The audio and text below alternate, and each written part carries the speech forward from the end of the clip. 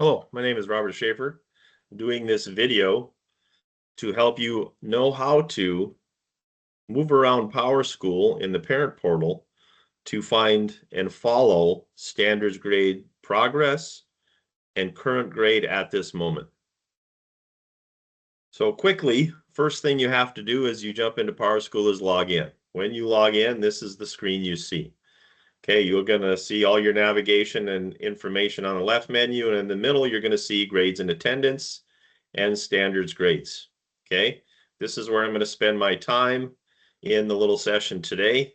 I'm not going to use this screen though, which is your Carrington type screen. I'm going to use a screen that won't show real student grades. Okay, so this is my test site with my fake students and my fake grades for your purpose today. Okay, so once you log in to PowerSchool, the two most important pieces for you are the quick lookup and the standards grades tab.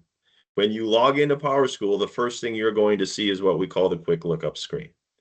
In the quick lookup screen, in standards grades, we spend our time worrying about the Y1 grade.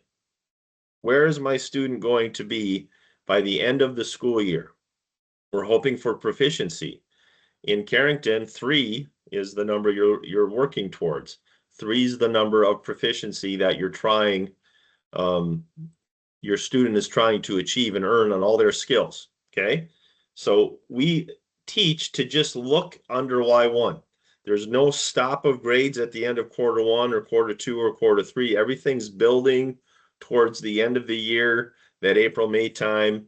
We're hoping for proficiency by the end of the year. Okay, so if I'm looking in reading 2, for example, and I want to see how my student is doing so far in November of my current school year, I'm going to click here. Yours is going to have a bracket I, or in your case, sometimes in current term, it'll have a 0. Click on that 0 or click on that bracket I. Okay, so you click on that to open it up. Once you're in there, now you see what we call PowerTeacher Pro assignments. Okay, your teachers create assignments day by day, week by week as they're going through. I have lots of assignments in my grade book, but you're going to see a few assignments as the year goes on. Okay, they're going to build on each other. The most important piece of this then is that little blue graph next to the assignments. So here's my assignment where the wild things are. That little blue graph is where the data is. You're going to see 0 points assigned. These little view comments over on the right mean there's comments attached, so those are important. But if I just open that little graph, now I can see here's my student's score on describing structure of a story, using illustrations to understand text, and reading orally with accuracy, rate, and expression. This is sometimes called fluency. And my student right now is getting a 1, a 2, and a 1. First assignment of the year. This is their current learning moment. And remember, this is in relation to how we want them to be in April and May. It doesn't mean they're doing bad. It means they're not where we want them to be yet. They're at a beginning learning process, and we're hoping to get them to proficiency by the end of the year, but this is where they currently are. Okay. In Carrington, you're going to see 0.5s as well. In my school, we use 1, 2, 3, 4 straight up. Carrington uses 0.51 all the way up to 4 in their scale. Okay, so if you just continue to click on assignments this way, now you're going to continue to see more and more standard scores that are being attached to the student assignments and graded by the teacher in the classroom as they're working. This is what the teacher is seeing as they're working through said assignments. Okay, so all you have to do is click on the 0 or the bracket I, go to the assignments that are happening today, open the little blue bar graph to see how your student is doing on said assignments. Okay, so here's a good one with a comment. So we're working on comprehension, who, what, where, when, and why. My student has 1s and 2s, and because I have a 1 on some areas, I've got a comment from the teacher telling me this is what they're going to do next. Okay, so that's important if you see those as well. So that's step one. Okay, step one is under quick lookup, make sure you look under Y1, you go to the subject you want to look at, and you click here. Whether it's a bracket I or whether it's a 0 under Y1, go ahead and click right there, and you'll see all the information. And for my classes, reading, writing, math, etc. There's your PE as well, so you can follow right along. If your school does behaviors, those grades will be under your AM section or PM section, so you can certainly click there as well. That's step one. Secondly, probably the more important part, if you don't want to just look at assignment by assignment by assignment, but you want to just see what is their current grade. After all the assignments have been done and all the skills have been done on November 21st, what is their current grade? Well, then you're going to go to what we call the standards grades tab. Okay, so here's your quick lookup tab. Here's your standards grades tab. You're going to click on your standards grades tab. When you get to your standards grades tab, now you see again all their classes they're enrolled in. And if there's a black triangle there, that means there's standards there. That means you can go look at standards. You can see their list of standards that have been graded, and you can see their current score. So let's go back to reading again where we just were. Here's my list of standards that have been scored so far in my grade book. Okay, this is their current grade. You can even see in quarter two, since we're in quarter two now, some of my grades have not just been scored in quarter one. We're starting to grow into quarter two. You can see all of them are Y1, which is what I was telling at the beginning. Everything is growing to that end of the year Y1 term. We connect from quarter one through quarter four. All of it is Y1. Whatever the last three entries are is what your Y1 grade is going to be. So that's really what you want to look. How is my student doing? And I can use the skill of understanding who when I read. He has a 2. Okay. How is he doing on describing the structure of a story? He has a 2. He had a 3 in quarter one, but because of current, most recent checks, he now has a 2. So let's go look at that. This is a trend. This trend is very important.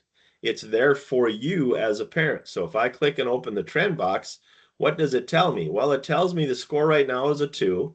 And it's a 2 because in the last 3 entries, it was a 2, a 3, and a 2. And I'm guessing this one was the last entry of quarter one, right?